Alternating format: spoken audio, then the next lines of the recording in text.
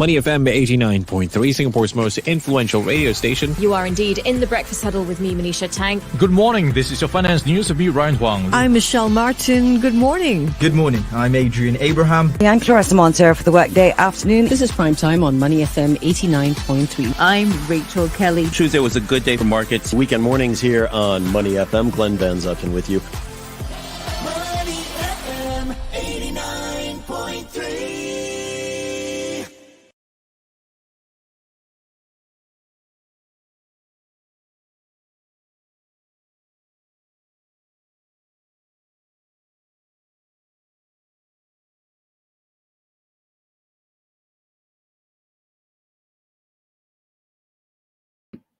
All right, everybody. Apologies for the technical difficulties there, but we are live on another episode of Art of the Deal with us here in Money FM 89.3. As you folks might know by now, my name is JP Ong. I'm the finance presenter for our afternoon show, Prime Time.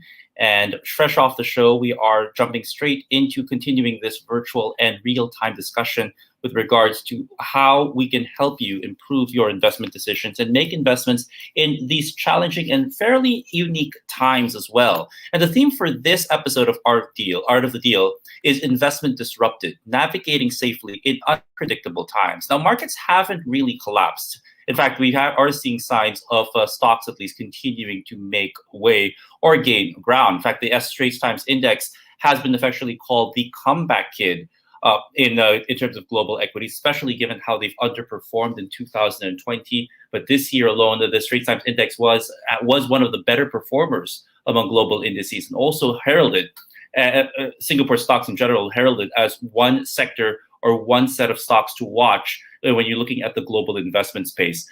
This on the back of a strong economic rebound here in Singapore, and also relative economic stability that might support both the economy and markets moving forward. But in the last 3 months, we haven't run short of reminders that navigating markets and trying to make good investment decisions is never as simple or as easy as it looks. If it was, then I wouldn't be a presenter. I'd probably be investing right now, and most of us would probably be just raking it in. However, we have seen a number of examples that have come usually at the end of every month. Keep in mind, I just want to give a quick reminder to folks also of what's happened since the start of the year. At the end of January, we saw that Reddit retail frenzies triggered out on Wall Street that also inspired a number of speculative investors across the world to take a look at some of these penny stocks. And we saw similar incidences happen, also inspired out in Australia, Japan, and even up in Malaysia. We saw treasury yields in the US certainly rise because of new inflationary concerns, inflation becoming a huge topic, at least of discussion, and a source of concern, at least from institutional investors. And of course, at the end of March, we saw that huge margin call meltdown, how Wall Street and how the banks were able to allow a huge hedge fund like Archegos Capital to accumulate a margin call of about $20 billion really baffled a number of investors. And while we're starting to see that the effects are contained, it does remind folks that there are a lot of uncertainties out there that people have to prepare for. So is this a time to actually stay on the sidelines? Should people perhaps take these warning signals as a reminder or as a cautionary tale that, hey, you know what, maybe luck for the markets has run out, but there are ways to stay in the markets apparently. It's just a matter of how you navigate them. So without further ado, I'd like to turn things over to Shawn, a member of the Buffett Online School. He is very gracious in helping us host these Arts of the Deal for the most part. Shawn has never run out of patience or run out of enthusiasm to help educate folks with regards to making better investment decisions. As you can see, Shawn, with his beautiful mic, has joined us now on the StreamYard. I do want to talk, before we start off, I do want to just make some very brief plugs, actually. We are giving away about 5 sets of $150 salon vouchers for the Kot Ni Minam Hair Salon. And these are vouchers and giveaways we're going to be giving out of next week on Prime Time. We will be asking questions based on things that Shawn discusses on this program. And if you're able to answer these correctly, you will get one of these giveaway sets, $150 in terms of a salon voucher for Kot Minam Hair Salon. I know I'm due for a haircut. Unfortunately, I can't participate in these, but I hope somebody actually can pick these up. I do also want to plug that Money FM 89.3 now has a weekly newsletter where we recap the week that was and also look at what to look out for in the week ahead. This is painstakingly put together by my counterpart on the Breakfast Huddle, Ryan Huang, and myself on a weekly basis. We hope that you guys can tune in and actually sign up for those. And we're also going to be sending out a feedback survey later on. We'll be sending you a link to give you to ask for your feedback with regards to the art of the deal. And not enough of flapping my gums, I do want to bring back Shawn Seah from the Buffett Online School to take things away. Shawn, apology. I may be accused of disrupting presentation. Oh, no worries. And your of these things.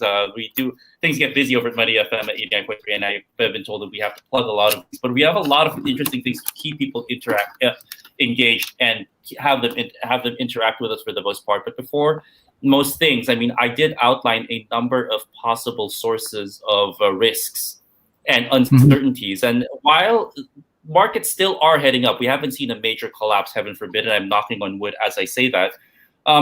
We are being reminded that there's still a lot of uncertainty out there that's really made investments perhaps not more difficult, but maybe trickier moving forward. Is this something that you agree with, especially given all the events of the last 3 months, the margin call meltdown of Archegos, the Reddit retail frenzy that's really stirred a lot of these retail stocks and penny stocks driving up with no rhyme or reason, the rise in treasury yields, inflation. Does this perhaps make the investment landscape or the road ahead for investors trickier, if not different? Okay, so okay. Thanks for the question, JP, and thanks for having me online. So I'll just share my opinion.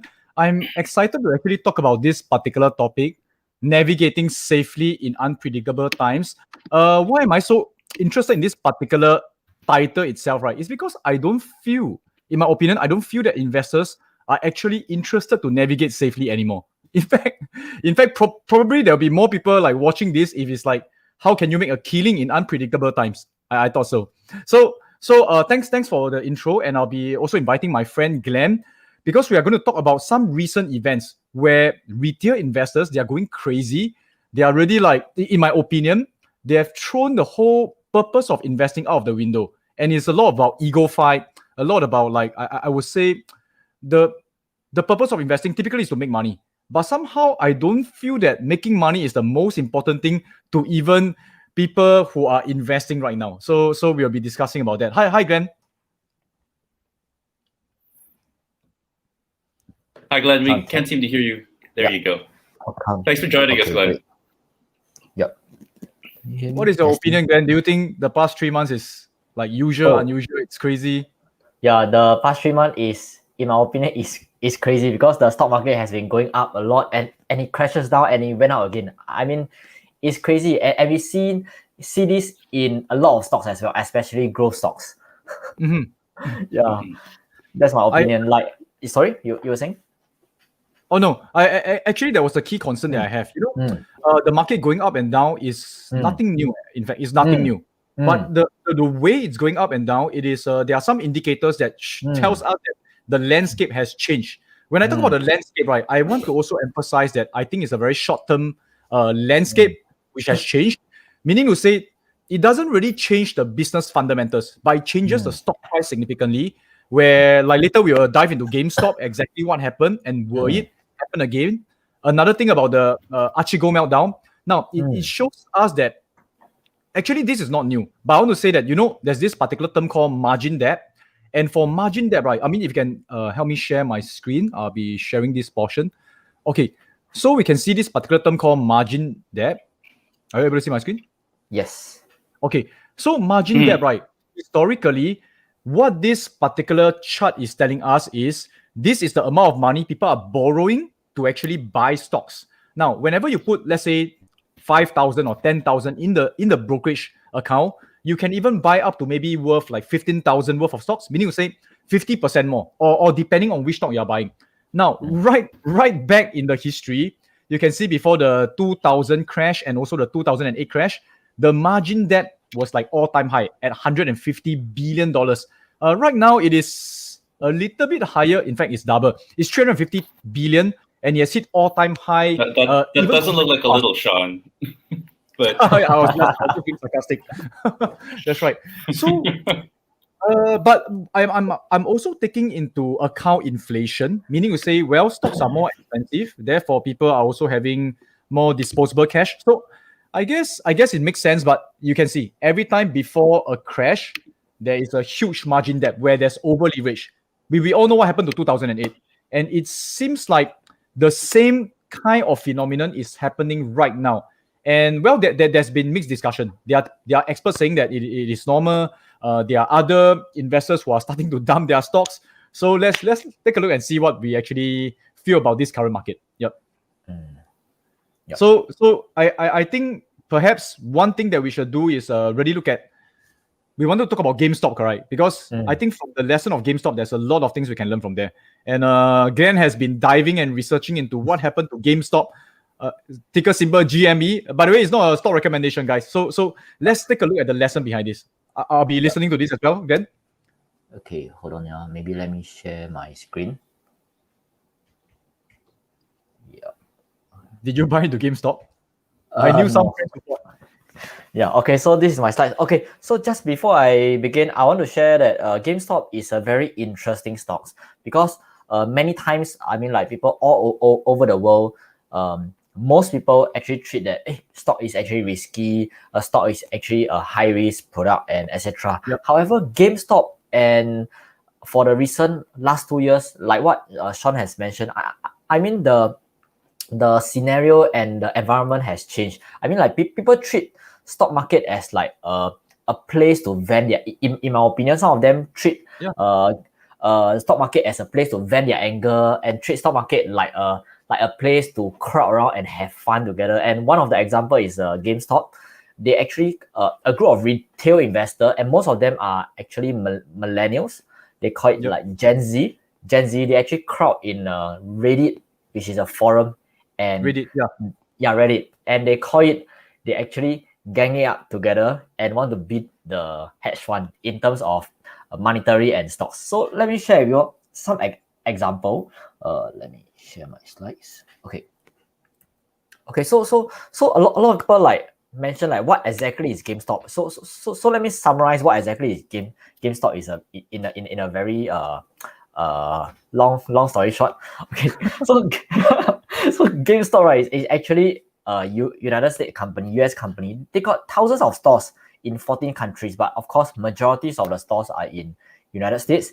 And in Singapore, we can call it like last time we got this, I don't know what is that store name, but we got some store. Yeah, cash converter, or in the past we have this shop that sell all our PlayStation, all our CD-ROMs and etc. Yeah, so they got this GameStop in United States, and this is how it looks like. Yeah, this is exactly how it looks like. In Singapore, in my opinion, most of them are dead already. Because actually there still is, but selling like Nintendo Switch and things like that. But most of the time we are buying online. Yeah. Exactly. So in the past was like PlayStation, everything in hardware. So most of the time right now is software. We actually buy like mobile games online, and actually instead of CD-ROM, we buy like software online. So I think has changed from hardware to software. Quite interesting, and that is why whenever I go to United States, right, a lot of these like CD-ROMs and everything has been going for discount and etc. Quite interesting. Yeah. So there's also risk of investing in all these GameStop and everything. So I want to let everyone know there's a risk, because you can see that this is based on the annual report. It's quite interesting when I dig out. Okay. The management themselves mentioned that an investment in our company involves high degree of risk. The management themselves treat this. Sorry? Yeah. I mean, this is quite funny, right? Typically when we read annual reports, they will want to inject confidence. In this case, they are telling you upfront, hey, investing in us is risky. Keep your eyes open for that. Yeah. Exactly. So I mean there is a lot more, but let me share with you all some of the main points. It's like the management mentioned the video game industry has historically been cyclical, and then it's affecting the next generation. Because maybe I think maybe in Shawn generation and maybe JP and my generation, I mean like we used to play PlayStation. We are millennials, you know. We are all millennials. Okay. No, we are. Speak for yourself.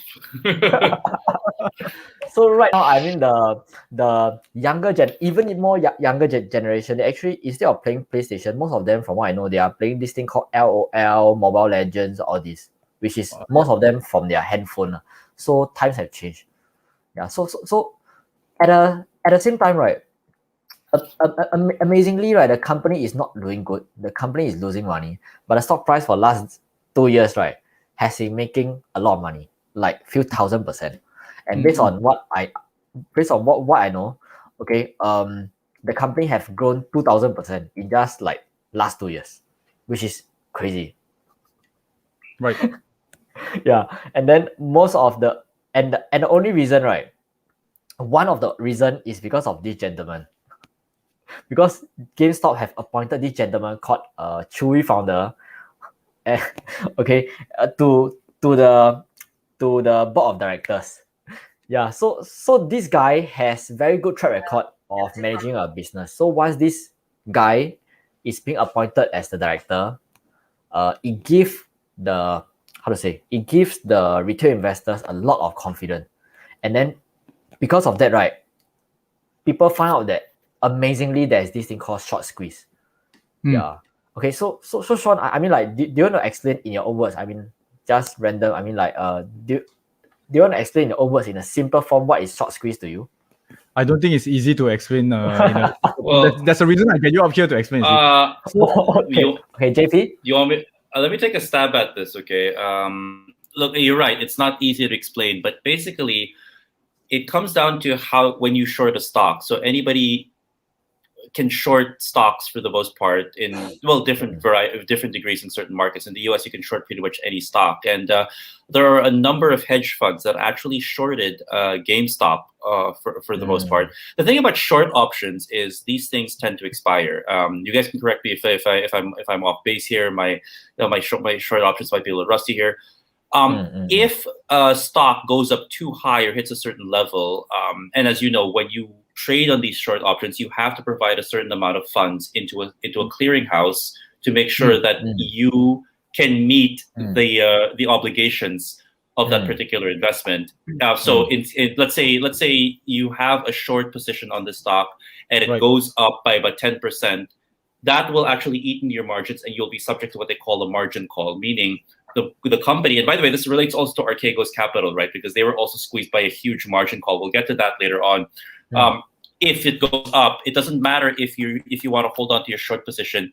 On a daily basis, the clearinghouse might come to you and say, hey, you know what? Your position, this stock actually went up by this much. You're going to have to provide a little bit more in the margins in the fund or in the clearinghouse, so we know you can cover your positions. So, and a lot of these options tend to expire also. They're also subject to time. That means if it moves up by this much at this particular time, you might actually be asked to meet those obligations. And so if you have a short position, you're betting that the GameStop, for instance, is going to go down to, I don't know, 50 cents, and then suddenly it went up to $300. Imagine what kind of margins you're going to have to be forced to call or cover on a daily basis. So in some ways, that's kind of a short squeeze, because when you take a short position and things really go awry and your short position goes really wrong, you could lose more than just what you're shorting. You could actually lose anywhere the magnitude of 10, 20 times, which is why some people say that short sellers, they don't get any breaks, they don't get any love because they're viewed as villains, and they're also subject to a lot of these particular pressures. More or less, is that how it goes? I think there's one more point. There's one more point adding to yours. Because they are actually losing money, they are betting that the stock is going down, and when the stock goes up instead, and they are losing money, and they need to actually quickly buy back the stock to stop losing money. Go.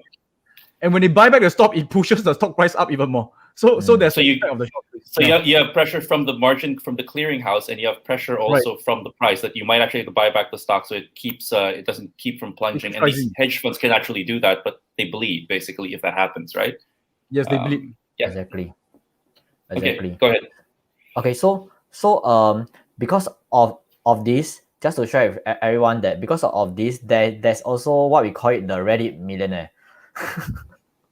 Is that your there's also I mean there is also this thing called no, that is not on my account because I didn't bought GME. Okay, so man. Okay, why not? Anyway, thanks JP and Sean for explaining the short We squeeze to me. tried. We tried. Yeah. What's the correct answer, Professor? So what short squeeze meant, which is this scenario, I mean like a lot of people found out that there's so many hedge funds, which we call it the big fish. I mean, they have been shorting, which is they actually hope that the stock price went down. I mean, like just like what JP mentioned, they actually hope that the stock price went down. So when they saw this, which is quite crazy, let me share with all of you. When they saw this, which is a short percentage of float, there is 260% of GameStop stock is being shorted, which is crazy. So for example, there's 100 million shares in the market, but 260 million shares are being shorted, which is crazy. That is why a lot of retail investors, when they saw this, they are angry as well, because a lot of hedge fund managers, they use money to pressure in a way that they hope GameStop stock price went down and it bankrupts the company. Basically, the big fund managers, they want to bankrupt GameStop. And retail investors, and when retail investors saw it, they are angry and they group up to massively buy the stocks and push it upwards. Amazing. So basically, they want to go against the big fish. And the higher the stock price go, like what GB mentioned, the more the big fund managers, the more money the big fund managers lost their money. So this is actually what happens. And JP, you are saying? This is something that really puzzled me.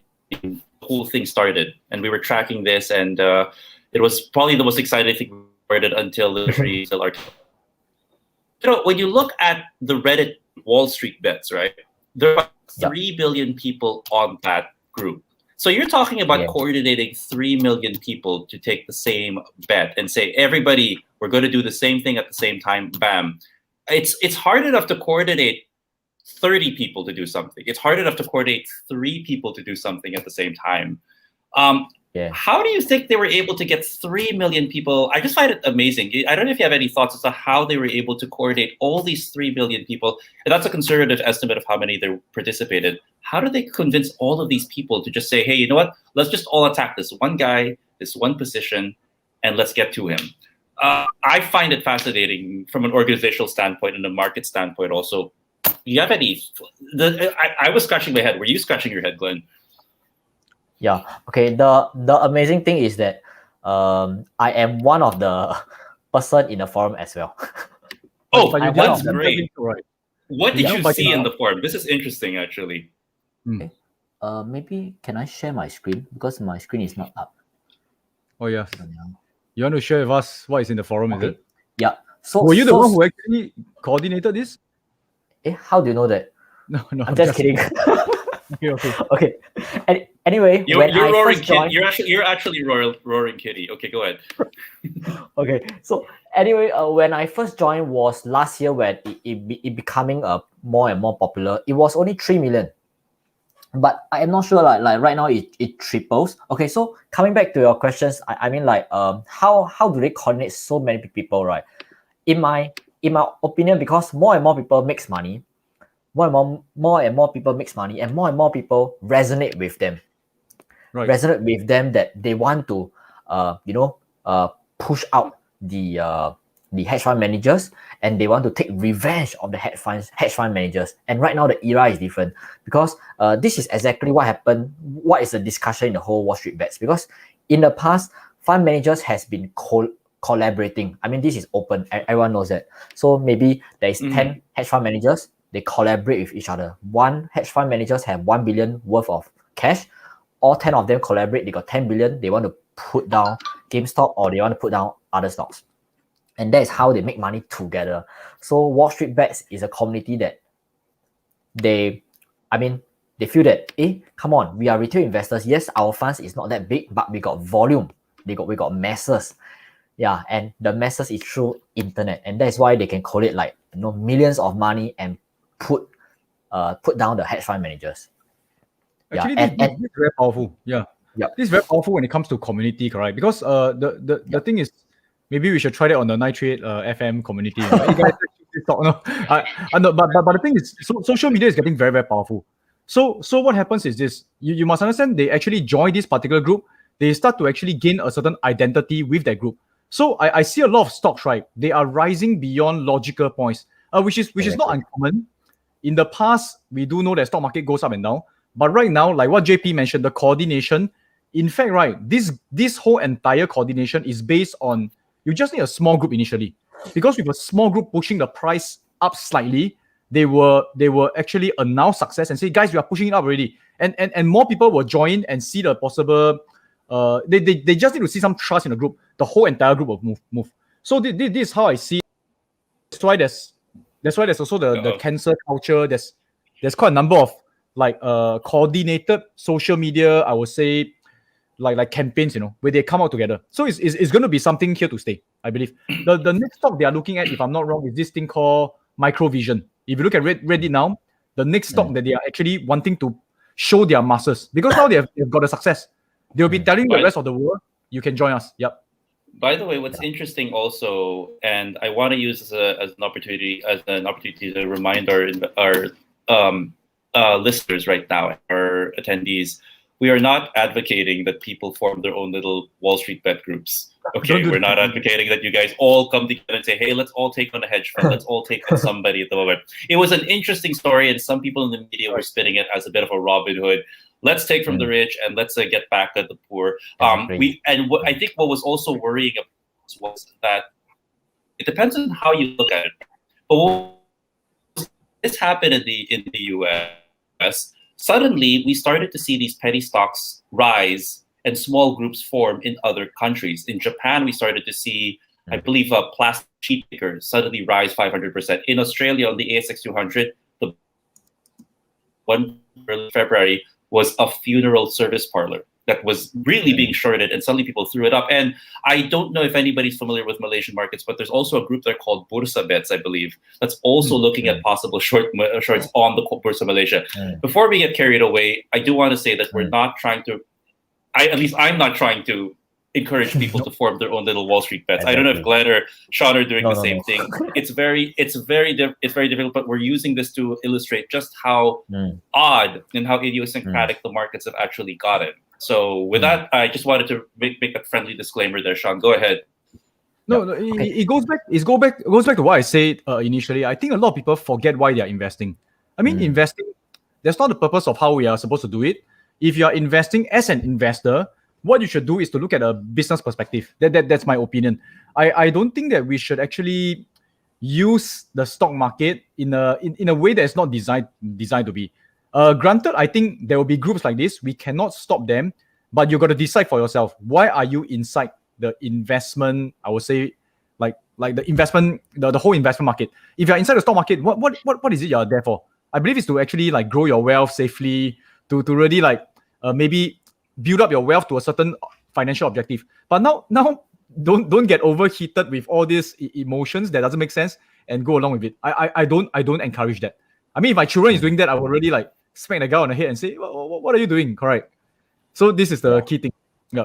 Okay. Maybe if you don't mind, maybe I can share my screen. Let me share with you something interesting. Okay. So not sure if you can see my screen. Yep. Okay, so you can see that just now I did mention that GameStop, the short percentage float is 260%. I mean, like, what is 260%? Let me share with you all some reference. I mean, you can see that McDonald's, Visa is 1.8% only, and McDonald's is around 0.74%. So you can see that 260%, which is GameStop, is really crazy. It's like, it's really crazy. That is why it triggers the Wall Street bets, the Gen Z people that they are so angry that why retail investors like us, we can't do such thing, but hedge fund managers and big fund managers, you can short the stocks at more than 100%. That means on top of every single stocks in the market you go and short, you still borrow additional funds and go and short and want GameStop to go bankrupt. This is what I read. So this actually triggers a lot of emotions, and that's why right now I'm acting out the emotions of them. Hey, you're right. Yeah. Shawn, you were saying? But this kind of activist movement, right, is not new, you see. So last time, I mean, there are people like Bill Ackman who has done that against Herbalife. There's many such things. And a lot of times on surface, they say that it's for a certain mission, but we don't know the true colors. We don't know what is it for. Maybe some people are using this to make a quick gain. But ultimately, right, what we have, I mean, based on my own personal observation, most of the time when you go into the market with this perspective, joining certain groups, you're not investing anymore. You must understand you're not investing anymore. So today, our key topic is how to really invest safely, correct? So I thought we should actually go back to the fundamentals, but we are aware that these are things happening in the market. These are not totally new. It is just the way that is carried out is new. Last time it used to be tech stocks. Then it used to be like social media, like groups hanging out together. There's nothing new. So what is important for us, we got to stay to the core fundamentals, which is to pick good stocks that you believe that can go in the long run. This is my key opinion. Yep. Great. I actually saw that we have around 40 over. I mean, like we have quite a number of audience looking at us. I mean, like watching this. Maybe our audience, do you have any questions so far for us? Yep. So let us know whether all this has been affecting your investment philosophy, whether you are worried that the market is overheated. But what do you guys think? Do you think the market is overheated? Or it's like, are you worried that the market is currently overheated and due for correction? Yeah. Right. That's a good question. Yeah, JP, I am just curious. I mean, like, do you yourself invest in like GameStop or something? No. So I this is something Shawn and I have actually talked about. I actually am not invested in the markets. It's something I carried over from my previous employer, where I do believe also that if I was a financial journalist and I was invested, there's a chance that I could be biased for or against stock or a particular investment. I do look at the mutual funds once in a while.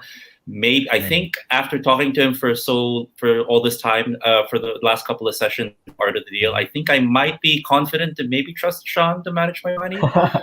And if I do go out there and actively invest in the markets, then I place myself as somebody who's reporting on it. So this is something I don't generally do. I have been tempted though, because there've been so many interesting movements in the markets recently. It's also a question of timing. So you look at the markets, you observe them. Executing a trade, finding the timing, that can be a little bit daunting even for someone like myself. So, and Wendy has said most people trade on emotion. By the way, Wendy, I'm also one of those people. I think I would be one of those people who might trade on emotion. But this is why we have these discussions, right? Because you guys are more seasoned traders and investors, and this is why we want to be able to glean best practices from the both of you also, especially during what we call unpredictable times, right, Shawn? That's right. So it is getting unpredictable because of certain movements that we see, like social media, like even I guess the Achigo meltdowns, right? It is actually this particular topic. I think a lot of people are also questioning the transparency and also whether they are regulated enough. Well, I want to say something. Inside the whole entire business and stock market, right, we do know that nothing is really truly unpredictable. Hey, by the way, guys, if you have any questions, please also feel free to write down whether you feel that the current... Okay, maybe one thing you all can actually let us know. Can you just type in the chat whether you think that the market is currently overvalued, undervalued, or fair value? So O for over, U for under, and question mark for if you do not know what's happening. So, yep. So let us know what you think. But what I think right now is the market has always never been predictable anyway. This is my thoughts. Right now, it's more volatile due to social media, but there are certain things that are slightly more predictable. Slightly more. For me, I think that when we go to business fundamentals, it is easier to predict. So don't try to predict what is difficult to predict.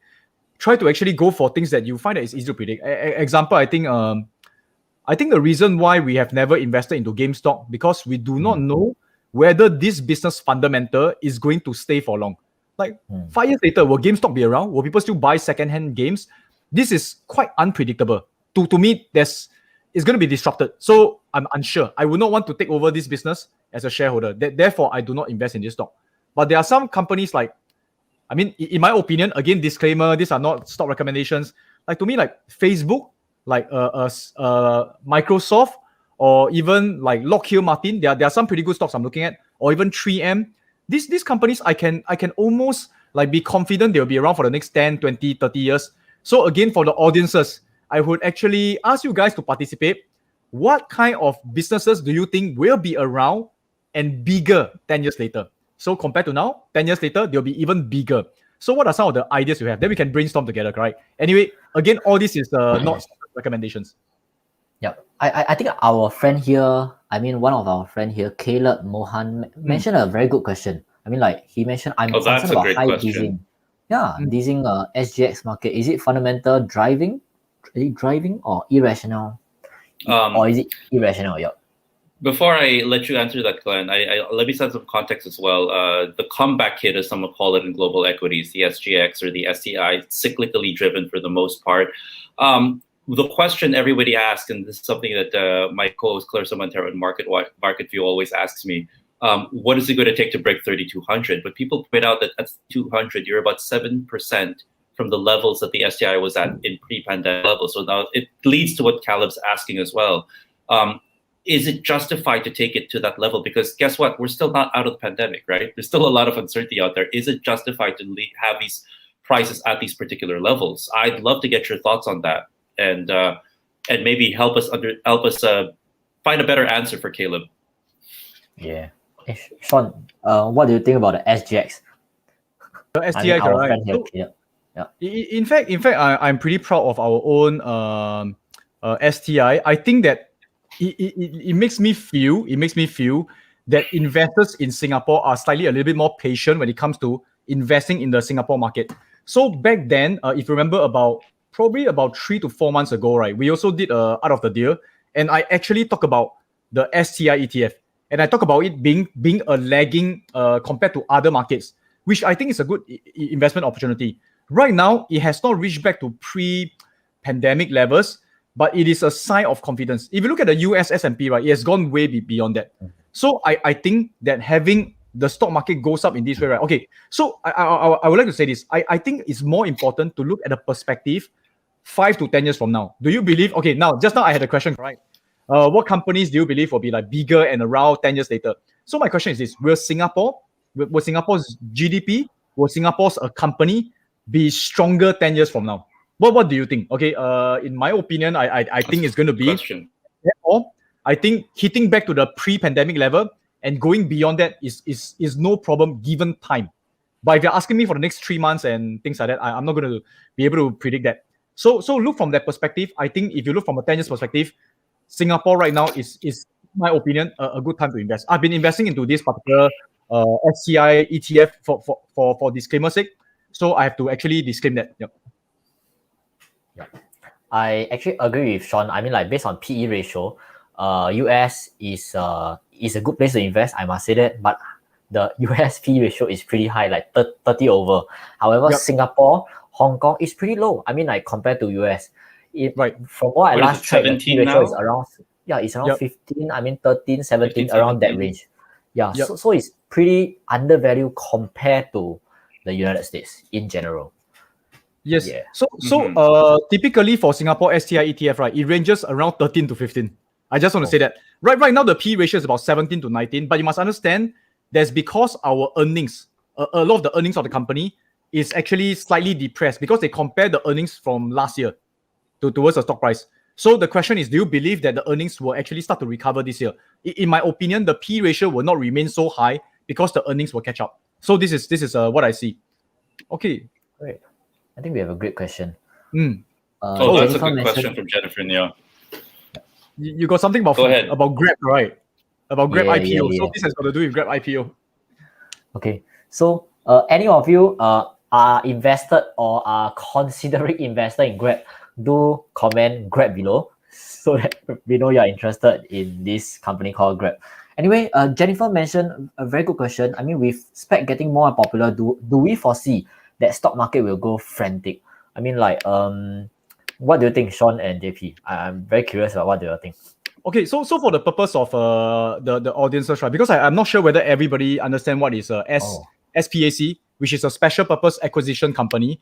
It's a very interesting model, but it actually has a lot of advantages. You know, it's very interesting. So what they do is they form a company, and then they say, let's gather the money together, and then we take the money and try to buy companies and IPO them. So example, Grab is, I think Grab is IPOing using this particular way. Now, if let's say they are not able to actually find a certain suitable company, they will return you the money if it doesn't come to pass. So typically it's the other way around. Okay, typically people want to IPO a certain company, then they start to gather funds. Now they gather funds first and they find companies to try to IPO. So it's to actually almost ensure, okay, to IPO a company, you need to have enough interest to buy into the initial public offering, the initial offering of the funds. And you need to be able to raise a certain amount of cash. So using a SPAC, right, there's a higher chance that the IPO will likely go through. So this is what I see. This is a strategy. So will the market go frantic? I mean, the market is always frantic. So the question is whether we as investors should we take part, right? Yep. What do you guys think? I mean, there's Okay. a SPAC. Yep. Well, what's interesting is at the start of this year, they were talking about letting SPACs list here in Singapore, right? So we know that the MAS and the SGX are in consultation with to create a framework for SPACs. And what's interesting was there was recently apparent and now of Tesla, by the way. He had a comment about the US SEC, the Securities Exchange Commission. He said something very interesting. He said that he thinks that the SEC might be close to Wall Street hedge funds. But what's interesting is he also said something about they really need to be able to step up the regulation and provide better insight into SPACs or special purpose acquisition vehicles. I just want to bring this up. This was actually brought up on Reuters. He actually said that he does think that the SEC needs to take more action on some of these SPACs. And that's because he does think that if you do list on the SPAC, yes, it does help you list on the markets a lot faster. So if you have a company like Grab, if you have a company like, say, who else did a SPAC recently? Let's see.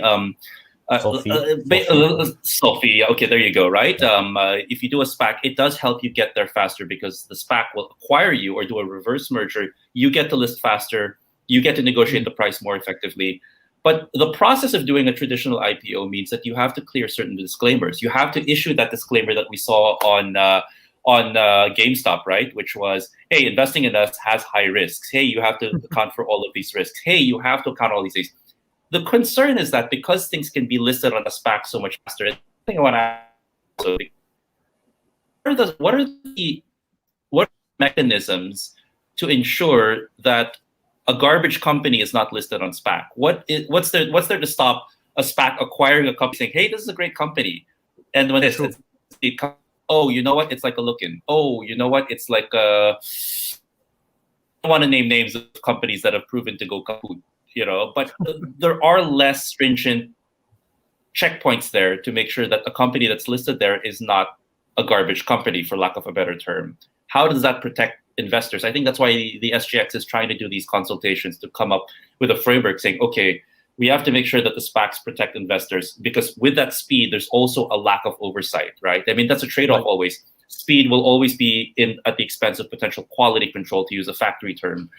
I think it's just all in how we handle the SPACs. I think it's all in how we handle these. Now, the question is, do you think, do I dare say Grab is garbage? I don't even want to say that. That'd be biased, right? I have no opinion on that. But again, Grab seems to be a solid company, but are they going through enough due diligence before they become public? And this is not me stating an opinion. This is just me asking a question, right? What do you guys think? Okay, maybe let me share. I mean, like, before I share my opinion about Grab, I think let me share my opinion regarding SPAC. I mean, like, SPAC in general, in my opinion, as a retail investor, I think SPAC is pretty good. I mean, SPAC gave retail investor more choices and more products and more company to invest. I mean, like, just like what JP mentioned, like, because of SPAC, many smaller companies or many unknown companies are able to list in a shortcut or in a more shorter time frame. That's why for retail investors, we got more choices. I think it's definitely good. However, the not so good thing, or maybe the things we have to take note, is that because this is a shortcut way of listing a company, the company Backdoor, actually it's a backdoor. yeah, it's a backdoor. So Yeah. actually, like for example, Grab. I mean, I'm not saying that Grab is a bad or good company, but I'm saying that because Grab don't have to go through like maybe a few months or even 1 or 2 years of being checked in order to go IPO. It can go through shortcut like maybe 4 months, and because of that, right, it skipped through a lot of like layers of checking, and this may be dangerous for retail investors if retail investor did not do their own due diligence. Yeah, this is something. Okay, I'm going to say this, but again, it's my own opinion. So again, it is my personal opinion. Because I mean, for me, well, we are from the Buffett Online School, correct? So we take a lot of reference from Warren Buffett, and you see Warren Buffett, right? He doesn't like to invest in IPO. He did invest into Snowflake recently, but you must understand that why he doesn't recommend us or he actually advised us investing in IPO is because of the lack of information. Even a 3 years information is not enough to him. He feel that anything can happen in 3 years. You can even like manufacture things to make sure you pass a certain IPO criteria, but you are not really a very strong company. And after IPOing a company, right, you must understand something. When a private company transit to becoming a public company, right, there will be changes. And a private company may do well as a private company. They may not do well as a public company. Personally, I have some experience in that because you have to start to answer to shareholders. There's additional expenses. Now you have a huge chunk of cash which you have never been proven to be able to use. Okay, so there's quite a number of things. So IPO by itself, there's a lot of uncertainty. Now, with the introduction of SPAC, right, SPAC, right, that's where it becomes even worse. The data becomes even lesser. You're got to understand that. So that's why, in my opinion, SPAC is good in some sense if you want to list your company. But as an investor, again, my opinion, I prefer not to invest into IPO companies. As much as I like Grab, I think that 10 years later, it'll become bigger. But the issue is this: when you invest into the IPO portion of it, how do you then accurately price it? It is very difficult, in my opinion. It's very hard to actually valuate IPO companies for a good value. Yep. So I think the audiences actually mentioned a few things. I mean, I guess it goes back to fundamentals. Jennifer said that healthcare will have a huge room to grow. AI has a huge room to grow. Cloud computing. Okay, so Seah, we mentioned cloud computing, data center. You see, sometimes all the like logical investment for yourself that's suitable for you is just around you. You just need to think through what kind of investment that you want to hold. Right. I agree with Shawn because when I look at SPAC, right, I mean like the financial, I mean like when we want to go IPO, the financial is quite clear. But when I go and check those SPAC company, I mean the financial is not very, very clear and a lot of missing pieces. Yeah, exactly. So maybe let me share with you all the Grab. I did some slides on Grab, right?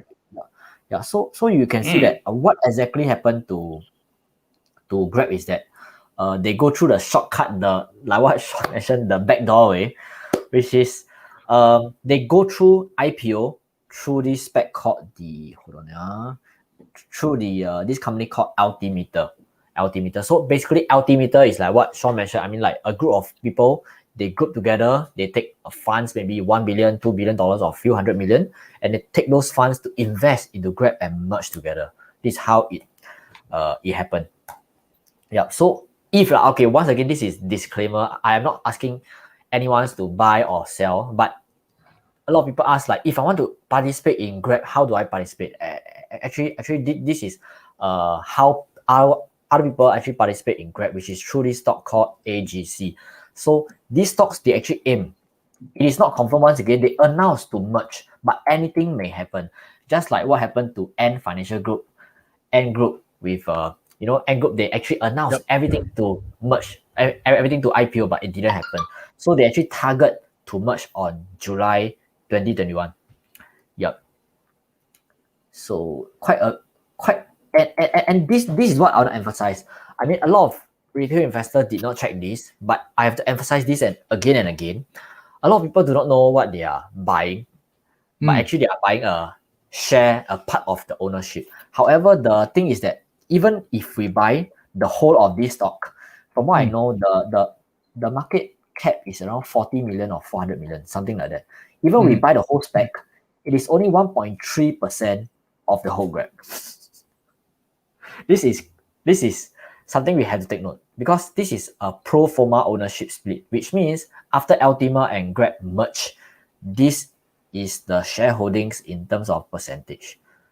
Yeah, so existing Grab shareholders like Temasek, just let all of you know, if I'm not wrong, Temasek is one of the shareholder, like the CEO, the Temasek, the SoftBank, all of them are over here, 87%, and then the how to put it, Altima, some of them are over here, and us as retail investors, if we invest, we are at 1.3%. So it's pretty small. It's pretty small. So we have to think of this. Yep. That's right. That's right. Oh, okay. So first of all, I want to say, right, I actually like this company a lot. Meaning to say, if I'm able to evaluate it accurately, I feel that Grab has a very strong prospect in Asia. I know there's competition, but in my opinion, I think it's a strong company. The issue is like there are some things that we need to take note of, because like, oh, you have their finances, is it?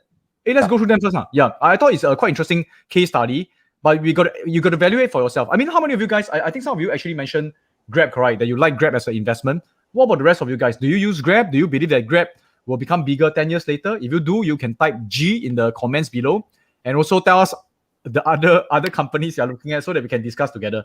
Jennifer just mentioned ARKG. Okay, that's interesting company. Yep. So we can actually talk a little bit about that. And okay, let's look at Grab. Okay, maybe let me use some time to talk about Grab.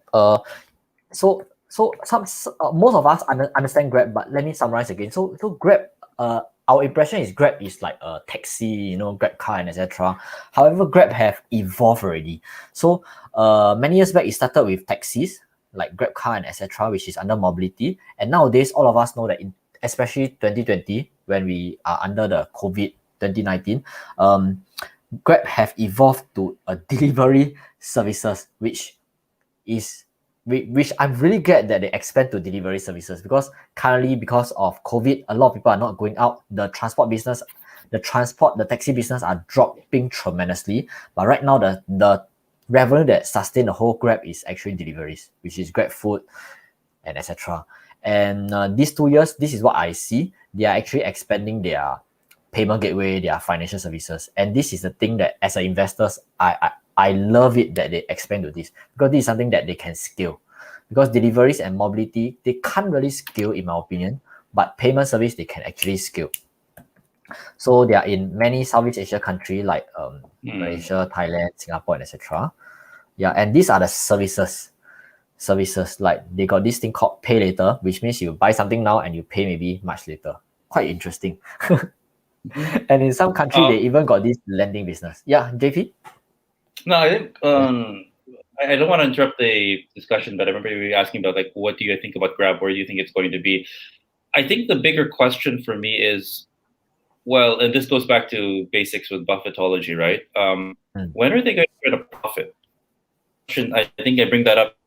2020 it was revealed that what is it? A $2 billion net loss for Grab. Right. And I bring this up because there's something that was interesting, because when you think about Grab, you think about Uber, right? And when Uber went, I found this very interesting in their perspective. Like my memory could be hazy, but I remember it's somewhere in the prospectus it was said, we are not sure when we're going to turn a profit. We don't know if we're ever going to turn a profit. If I hear that about a company, why would I invest?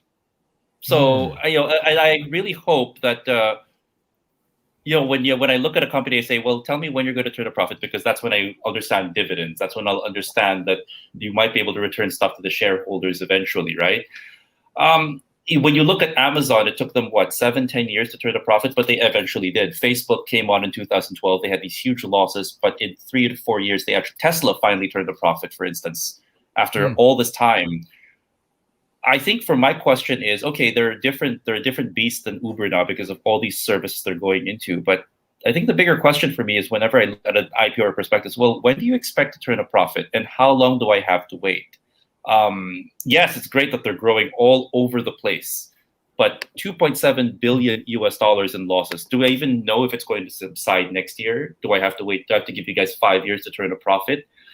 I don't know. That for me, that's the number one question I have when I look at prospectuses. Also, it's like, what are your growth plans, and when do you guys are going to turn a profit? Because I don't feel comfortable turning, a company that's going to lose every single year. I don't know if I'm talking crazy here. No, JP, you're talking like an investor. You should invest. These are the questions that people don't ask. Yeah, I personally think that this is a great question because we always ask like ROI, like how fast can I make my money back? How much can I make if I put every $1 there? I think it's a pretty good question. So maybe let me share with you, not only JP, I mean I share with the audience like what I found out about the Grab and also what are the risks involved and what is my personal opinion and please chip in if possible. So you can see that the revenue has been growing exponentially in my opinion, and it is forecast that for the next 3 years it will grow at a 40% CAGR. But of course this is projected returns. Yeah, projected. And of course the profitability has been increasing, and 2020 is the first time that they saw a little bit of just a little bit and then it a little better than nothing. 100 million. 100 million is not a little bit, right? It's in billions, correct? So 0.1 is 100 million. I mean a little bit as in like in the past they has been losing money, yeah. And then, yeah, this is and this is what I mentioned, because you can see that the mobility has been dropping 2020 and the whole of 2020 because of the COVID. Not much people in the whole of Southeast Asia are moving, but the deliveries is assisting them. It's like the delivery segment is helping the whole company. Yeah, for the whole of last year. So it's pretty, I can say they are pretty lucky. In my opinion, they're pretty lucky. Okay, so this is something I am amazed and I'm excited for Grab itself. The only thing that I'm excited, because I'm a payment person, the financial part is what Grab is looking for, because this is something that they can scale, like what Alipay has been doing, the Ant Financial Group. So you can see that everything is growing exponentially every single year, but of course these are the projected part. And in my opinion, Grab is gonna make it or break it for the next 10 years. It actually depends on this. Yeah, because this one is less human intensive. Because you can see that mobility and deliveries are more human intensive. Like you need like need a driver to bring from A to B. But this one is actually services, more on software updates and etc. Yeah. So these are the revenue for the past 3 years. Like what JP has mentioned, until today they are still making losses. Yeah, for the last 3 years are still making losses. However, one thing good about Southeast Asia and Grab is that I totally agree with this chart. It mentioned that China and US, a lot of them are going towards online food and etc. But for Southeast Asia, we are just scratching on the surface only. That means not so many people are embraced into this online food delivery compared to China and US. Not yet. Yeah, not yet. And also like mobility. Like China, when I go to China, I mean they have this thing called their TT or something like that. I mean in China, and then they got robo taxi. I mean like right now Tesla keeps saying that they want to have robo taxi, but China has already been doing robo taxi for years already. Yeah, and for Southeast Asia, it is just Grab, so it's just very minimal. So what I'm trying to say is that Grab has a huge potential. And in my opinion, the only thing that I am a little bit, just slightly little bit interested about Grab is that they got this strong mode called network effect. Yep. That's the only thing, in my opinion, that's the only thing. Which means if there's more Grab driver, more passengers will take Grab. And if there's more passengers, more Grab driver, there will be more Grab driver. So this network effect will cause the company value to increase tremendously. It's just like Alibaba, Facebook, and Amazon. All of them got this special economic effect. Okay, so hold on now. Let me show all of you something that I found out. So this is my personal opinion of the potential risk about Grab IPO, and that is why I will not invest in Grab. I mean, just want to share with everyone. Although I think that it has a huge potential, but I feel very uneasy because of this intense competition. Because currently Grab has so much competition, but these are the big ones. Yeah, so Uber have gave up. Just let everyone know that this interesting fact. Uber have gave up Southeast Asia and gave the market share to Grab. Yes, but a lot of people do not know that actually Uber not really upfront gave up. Uber actually exchanged with Grab something. So they gave up Southeast Asia, but indirectly they actually own Grab. If I'm not wrong, they own 23% of Grab. Yeah, let me check if I have that article. That is very interesting. I think I don't have. Okay, so basically they have 23% of Grab. Yeah, 23% of Grab. So if Grab did not IPO within these 2 years, that means within right now to 2023, if Grab did not go IPO, Grab have to pay Uber billions of dollars in cash. And that is one of the reasons why Grab actually went IPO right now. Oh, interesting. One of the reasons. Yeah. So it's more to return to give back money to Uber for getting out of Southeast Asia. It's kind of exactly, and it is in a contract. It is in a contract that if Grab did not go IPO or go listing, they have to pay Grab. I know they have to pay Uber billions of dollars in cash. And just to add to that, also, Didi Chuxing, the ones you mentioned out in China, is also an investor in Grab, if I'm not mistaken. Wow. So all of them have skin in the game. So they're all kind of connected in some sense, right? Right. Yeah, man. The world is quite small. So anyway, I mean, like, because of this intense competition, I mean, like, right now Singapore have Gojek. Like recently when I went Chinatown and etc. I mean, there is so many billboards and so many like screen they are advertising about Gojek. So Gojek is coming big and strong as well. So I mean, like, because of so many intense competition, even for food deliveries, and that is why personally I'm not very comfortable about Grab. Yeah, and a lot of people when they choose transportation, I mean, in the past, I'm not sure about Shawn and JP. I mean, a lot of my friends, they actually got two apps, Grab and Uber. So how they choose their as well. Yeah, exactly. So a lot of people, how they choose their transportation is to see and compare which one has cheaper, which one has more, the coupon discount code, and that's why they go with that. So because of this, right, the customer benefits, but in my opinion, the shareholder actually suffers because there's no pricing power. I mean, that's my opinion. Actually, what do you think about that, Shawn? I think what is strong in Grab, right, is their distribution network. Meaning to say how many people they can reach at one time. Because the more people who download their app, the more services they can provide. And one thing I'm pretty, I would say, impressed by them, right, is their ability to like offer other services. Like if you go to the Grab app now, there's a lot more other services than just transportation. So that's why you say that they are pretty lucky during COVID, right? The lockdown. I think that they are very adaptable and they have foresight, in my opinion. That's the reason why they are able to. I mean, they're still making a loss, but they can actually grab market share. Now, the thing how I will approach Grab is this, because again, it is very hard to evaluate them when there's no profits. So I think it all goes back to your portfolio management. For me, I still feel that Grab has a certain advantage. It is not easy, to get the whole entire country, like maybe 60-70% of us, to download a certain app and be connected to it. It's not easy to get market share. Now with the market share, they are providing other services. So I think there is something there. So the thing is this. The thing is, if I were to invest in Grab, if there's a chance to invest in Grab, I will invest it like a venture capitalist. So venture capitalists, how they invest is typically there's no valuation, there's nothing. You are just buying a certain potential future of it. Now, but I want to explain something. When venture capitalists invest, they don't invest a huge chunk of their portfolio in any single company until they are proven. So I do set aside about 10% of my own personal portfolio to invest into interesting companies or investments which I think has huge potential growth. But the rest of the 90%, they are in very strong, stable, Buffettology type kind of company. So the 10%, like example, if you talk about Tesla, you can't evaluate it logically now. But if you believe in the future, take a bit of the 10% and invest in it. If, example, Bitcoin. Okay, example, people talk about Bitcoin.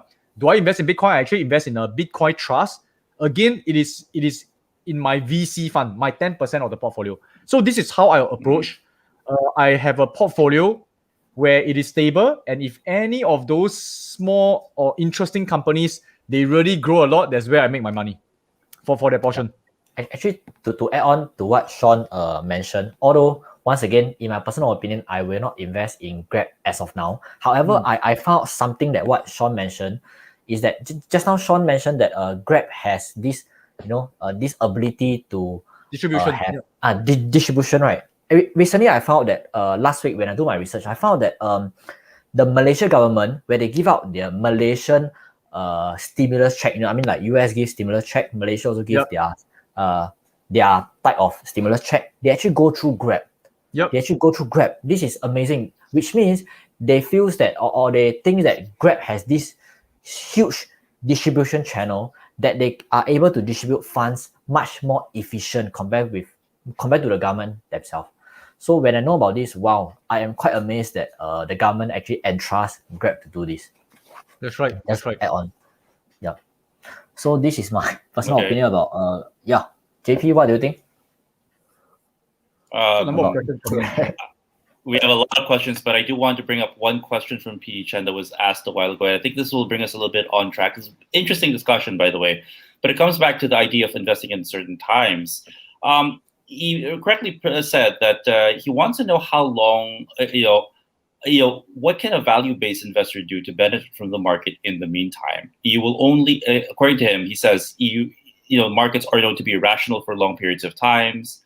It can be argued that this time is an irrational time as well for markets.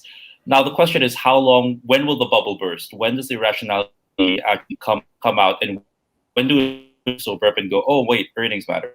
These things matter right now. So if you're trying to be a value-based investor and try to maintain your value-based investing principles, how do you benefit from the market in the meantime? And I think this goes back to the overarching theme of this talk, right, which is navigating safely in unpredictable times. What are your thoughts on this, gentlemen? I mean, eventually the party might be over. Eventually we might see this bubble. I don't want to say it's a bubble, right? But if it is, eventually things might actually snap to reality. What can a value-based investor do to benefit from the markets in the meantime and maybe prepare themselves for a potential reckoning if that is what's going to happen? Great. Shawn, you want to answer? If I give the correct answer, then you have nothing to say really, So it's you want to go first? Okay, sure. Actually, it goes back to my point about portfolio. So you can see, right? Actually, the market has always been irrational. There's always it's going up and down. The whole key thing, in my opinion, the answer to it is portfolio management. Now, and you guess what? Now when there's a lot of I would say exciting kind of investment, a lot of special situations that happen that we've never heard before, there's the time where you decide whether you are a true value-based investor.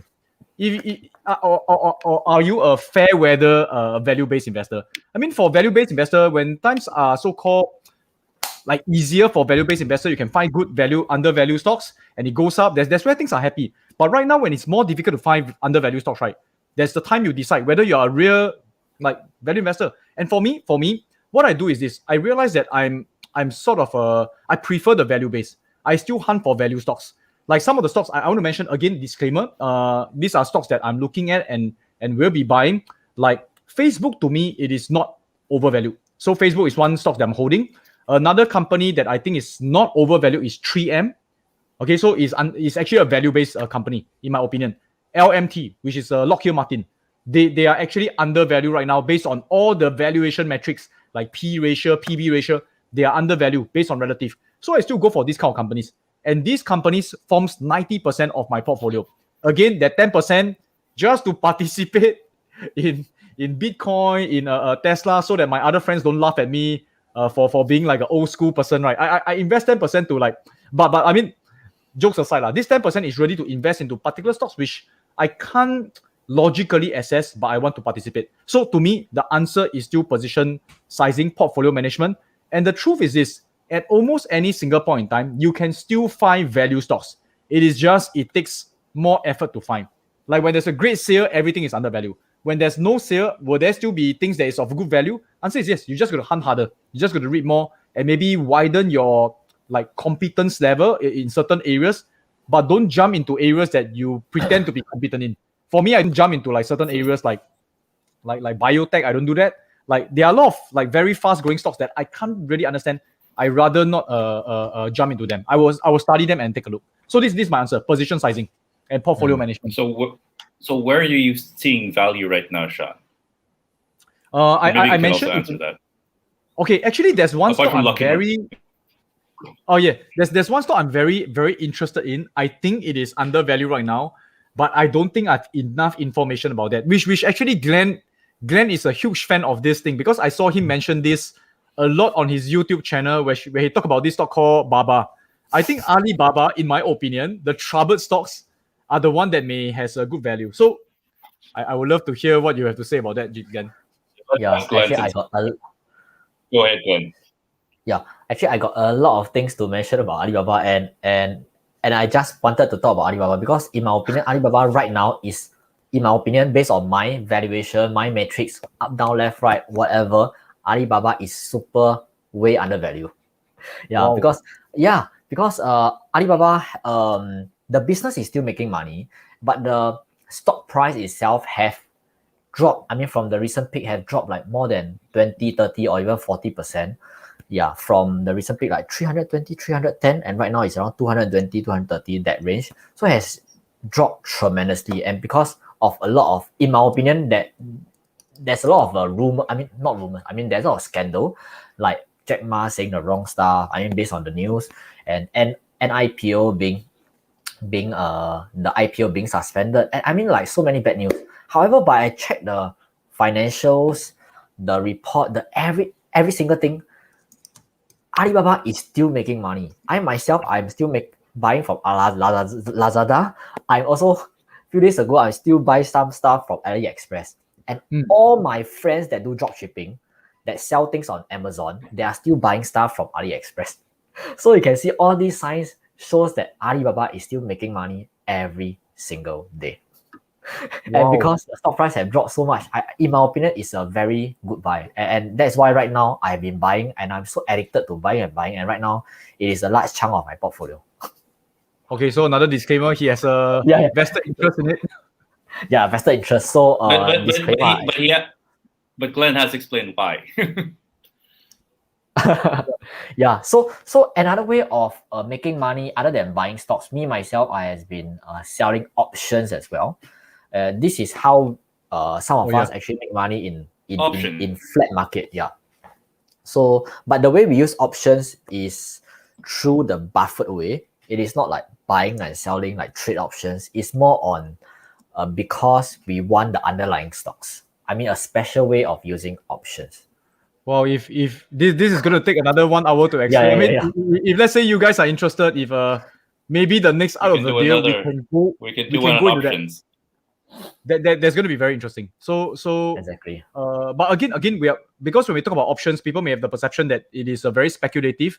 But in fact, very strong investors like Buffett, and actually Buffett, I know that he does that quite extensively.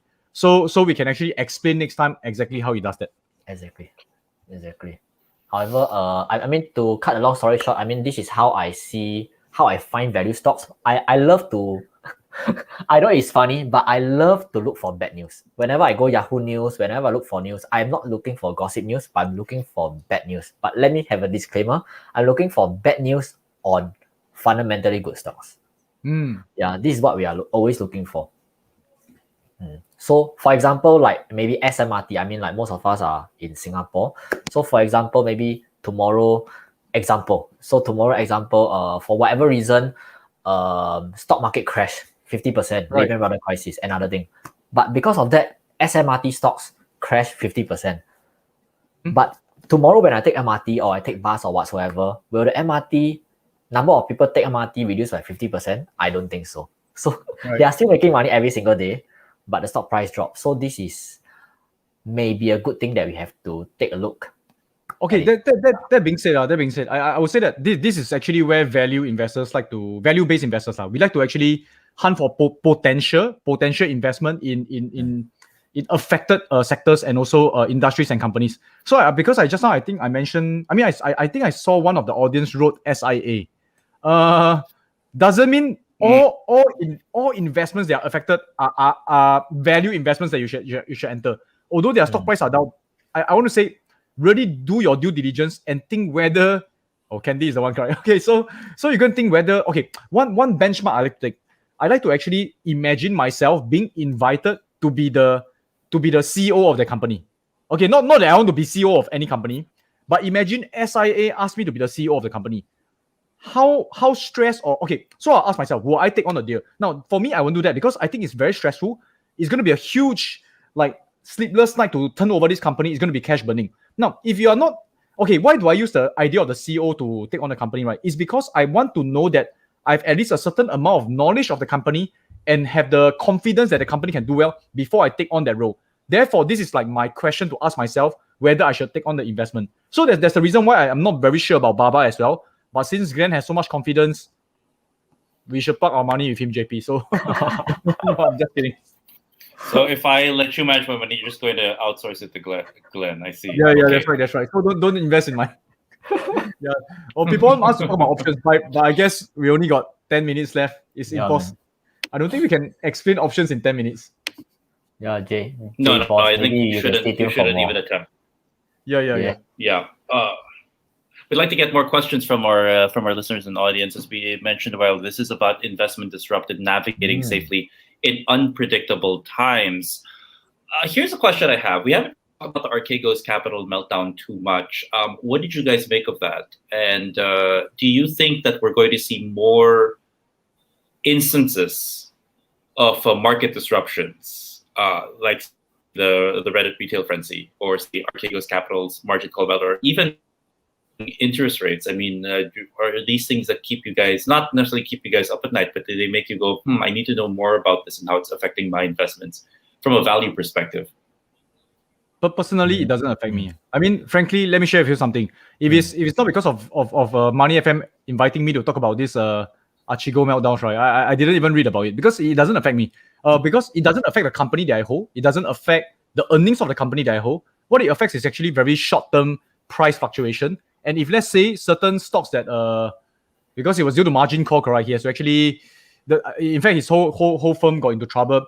If let's say there's an opportunity because of one man's action, right, that's where I'll be interested to go in and scoop out investment that I want. So all this frenzy, all these like frantic noises, right, it's what Buffett and his teacher call Mr. Market, which is like crazy psychotic. The market has never been rational. It will never be, in my opinion. If it does, then there's no more value investments, correct? So I want to say maybe one final thing is this. One idea that I would like to actually encourage the audiences to take is to really look at your portfolio and see whether is this something that you can hand down to your next generation. Don't think short term. Don't think like 2 months, 3 months, because you can never ever predict a next Reddit kind of a fan like coming in to start a riot. You know, you can't predict all this. But can you predict certain companies being around for the next 10, 20 years? I think there's a more logical way, and that's where you are called an investor rather than trying to speculate in the stock market. Yeah, and let us know. I think for the audiences, let us know if you want us to talk about options in the next out of the deal. You can type options. That's where we know that there's enough interest, and we will go and prepare the lecture slides for that. And Glenn, what do you think? Okay, for me, maybe some of you might feel that I'm crazy, but I love volatility because whenever there's volatility, there is this thing called opportunity. Because most of my stocks that I make more money in terms of ROI is always during uncertain times. I mean, like during like March 2020, when the stock market actually crashed like 30%, that is where most people actually make their money. Yeah. And if the stock market is actually flat for 10 years, I mean, nobody can make money, nobody can lose money as well. So I love volatility, but most importantly, we have to know what we are doing. So I urge everyone to do your own due diligence before investing in any stocks or any instruments. Yep. And just remember also, folks, that the fundamentals apply. These are the tenets of the Buffett online school. I mean, again, if you're momentum traders and you put other tenets, that's fine. But so far, these are tried, true, and tested principles that also are logical. You want to look for stocks that or companies that might be around in the next 20 years or 30 years that you can hand off to your next generation. You want to make sure that a company can also either be profitable or has a path to profitability and growth. And you want to make sure that you're not overpaying for things for the most part. Again, these are all basic principles that pretty much, I believe, Shawn, I don't want to put words in your mouth, but these are principles that Shawn believes in when he makes investments and help you at least navigate or better decide on how to make decisions. I'm sure these are things that Glenn advocates, but remember, 10% of your investable portfolio. You can go ahead and explore growth stocks as well. Someone once told me that when you're looking at these particular risky investments, also just make sure that you're doing it with money that you can afford to lose. And that also goes for cryptocurrencies. That also goes for anything that's highly speculative for the most part. By the way, I have no strong opinions on cryptocurrencies at the moment. But yeah, there are gains that maybe you can also make if you go into that. But just make sure that if you go into these investments, and this is me doing my best impression of Shawn Seah, make sure that you do this with money or funds that you can afford to lose, or you won't lose sleep over if you do park your money there. And be careful with margins and leverage also. Right. This has been a great discussion. I think 3 is better than 2, and I'd like to thank Glenn Ho as well for joining us today. I mean, great, and for providing a lot of the slides also and a lot of insight. I think when you needed to push back at Shawn, you did, and vice versa. When you guys needed to be in tandem, you were as well. But these are the kinds of discussions we want to have on Art of the Deal. And rest assured to our attendees and listeners, we're going to have more of these particular discussions as long as you're interested in them. If you want to talk about options, we're going to let Shawn and Glenn do the heavy lift if we do another session to talk about options in the future. I do want to make those shameless plugs once again. This was Investment Disrupted, Navigating Safely in Unpredictable Times, and I hope we were able to help you get an understanding of how to navigate safely in these unpredictable times. And keep in mind that over the course of the next week on Primetime, we're going to be giving away 5 sets of $150 salon vouchers at the Kot Minam Hair Salon. All you'll have to do is that when the questions come up every day, be able to answer based on some of the things we discussed here, based on what Glenn and Shawn has shared with us. And we'll be giving away these 5 vouchers. We'd also like to remind folks that we have a weekly newsletter on Money FM 89.3. It's called The Weekly. And it's painstakingly put together every at the end of each week by my counterpart on the Breakfast Huddle, Ryan Huang, and myself. This is basically a look ahead as to what to watch out for in the forthcoming. And also to review some of the interviews and conversations we've had, and also some of the recent brokers' takes and brokers' picks based on what we've seen in the Business Times. We're also going to be sending a feedback survey. We'll be sending you a link to a feedback survey to ask you guys what you made of this discussion, and also which topic you think we might actually have to cover next. The link is being sent right now. And without further ado, I don't want to keep people from their dinners. I don't want to keep Shawn and from their dinners or their families. But I'd like to thank again Shawn Seah of the Buffett Online School, and also Glenn Ho, the not just investment veteran, but also investor extraordinaire, for joining us today on Art of the Deal. As we mentioned, we're going to have more of these discussions, and I look forward to having both of you back on the show. And glad to see that you're both safe and in good health during these uncertain times. My name is JP Ong, the finance presenter on Primetime, and we'll keep doing this as long as you guys want us to keep doing this, and we'll keep discussing these things as long as you folks can glean some things from these. And we look forward to having you get guys back at the next Art of the Deal.